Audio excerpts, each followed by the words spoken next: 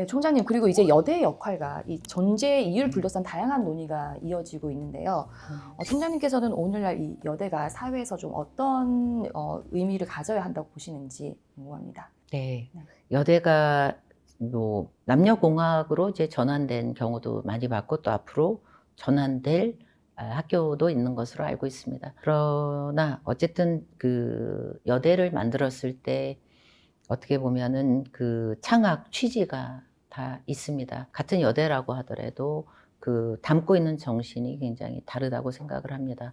그렇지만 우리가 공통적으로 갖고 있는 것은 뭐냐면 여대는 여성을 보호하는 공간이 아니라 4년간의 여성이 리더로서 그 안에서 훈련된 4년간의 리더십은 앞으로 나아가서도 굉장히 큰 자산이 될 수 있을 거라고 생각합니다. 그래서 여대는 여성을 보호하는 공간이 아니라 여성을 어떻게 보면 더욱 강하게 만들어주고 주체적인 그런 존재로서 키우는 공간이기 때문에 굉장히 필요하다라고 생각을 하고 네. 아직까지 우리가 OECD 기준에서 굉장히 그 여성의 아직 지위가 굉장히 부족한 것도 사실입니다. 사실 어떻게 보면 과거에 비해서 많이 좋아지지 않았냐, 심지어 역차별이지 않느냐 그런 것들도 있지만 또 우리가 그 임금 격차라든지 기본적인 우리가 수치를 들여다볼 때는 아직까지도 그 역할을 할 것이 많고 그다음에 여대는 이게 우리가 국내에서의 역할에만 이것이 한정이 되면 저는 안 된다고 생각을 합니다. 네. 왜냐하면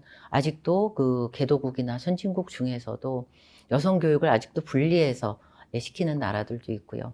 그래서 여성 교육의 그런 경험을 우리가 국제적인 협력을 통해서도 얼마든지 할 수 있는 영역이 많다. 저는 그렇게 생각을 합니다.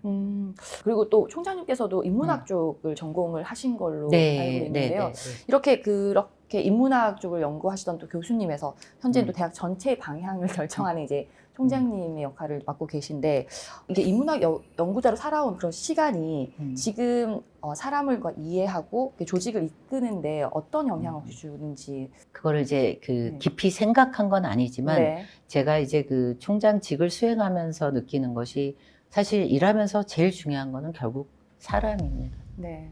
예, 일을 하다 보면 생각이 다른 사람들을 많이 만나게 됩니다. 가치도 다르고 추진하는 방향도 다르고. 네. 근데 그 과거에 우리가 고대 비극을 보게 되면 악과 선의 대항이 아니라 정말 그 수준 높은 그 비극에서는 선과 선의 대치예요.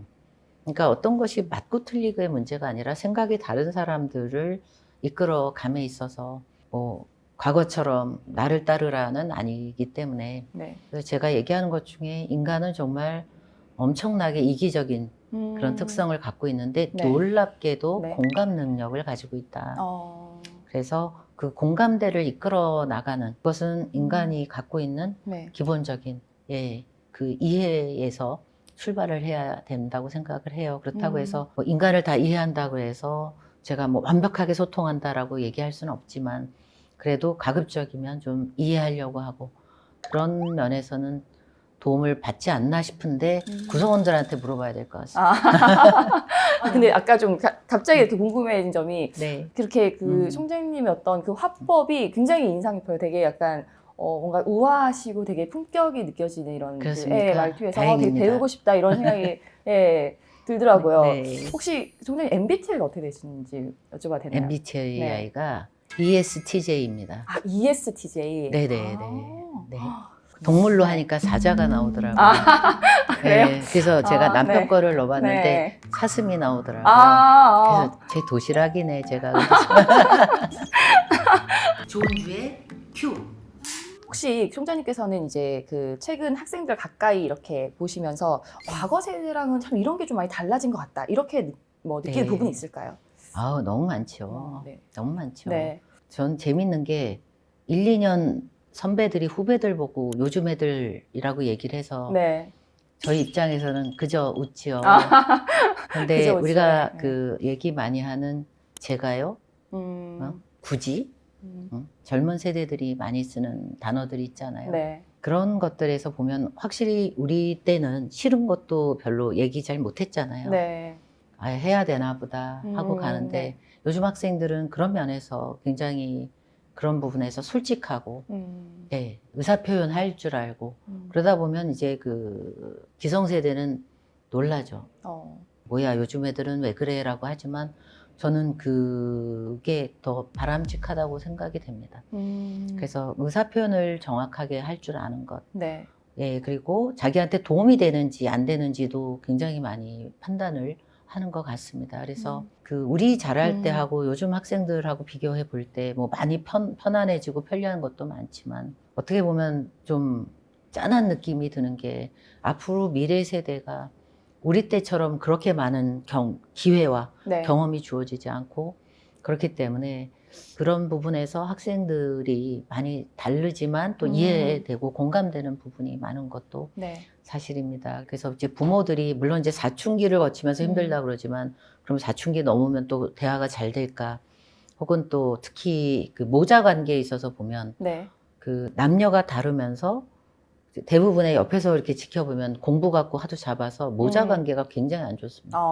왼수가 된 집안도 있고. 엄마 아들이 이렇게 많이 부딪히나 봐요. 네. 그렇죠. 왜냐하면 엄마 입장에서 아들 이야기가 되게 어렵습니다.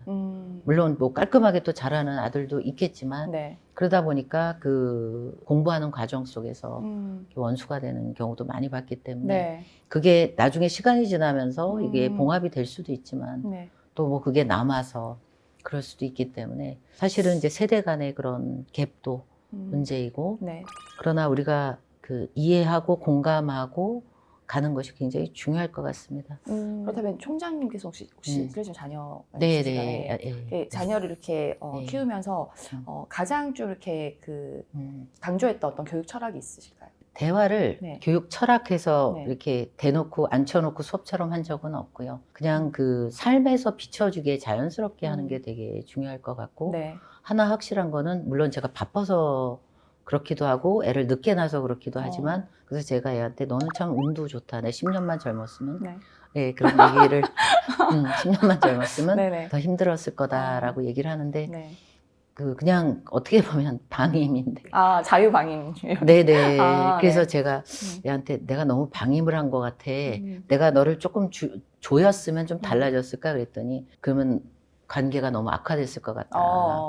전 너무 이제 공감이 돼요. 저희 부모님 사실 그렇게 약간 자유방임식 나를 이렇게 뭔가 믿어주는 것 같고 그래서 오히려 더 정말 더 힘이 되고 관계가 더 좋았던 게 아닐까라는 생각이 들더라고요. 맞아요. 근데 사실 믿으면 안 가죠. 네. 근데 이제 믿어주는 척을 하는데 네.